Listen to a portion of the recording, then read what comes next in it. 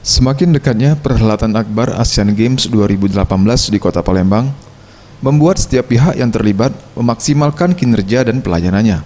Salah satunya Dinas Lingkungan Hidup dan Kebersihan atau DLHK Kota Palembang.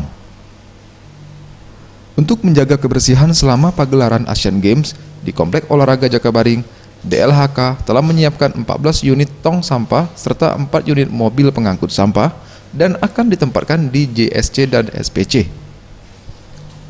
Selain itu, untuk mencegah penumpukan sampah, jadwal pengangkutan sampah ditambah menjadi 2 kali sehari, pada pagi hari dan pukul 2 siang. Kotak-kotak sampah sudah 1 hari rapat langsung saya drop kotak sampah sebanyak 14 unit untuk dipasang di sini.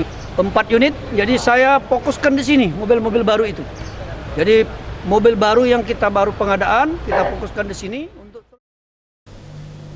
Sementara untuk titik pembuangan sampah, pihak DLHK akan melakukannya di TPA 2 Karyajaya untuk menjaga efisiensi waktu. Tim Liputan Sriwijaya TV.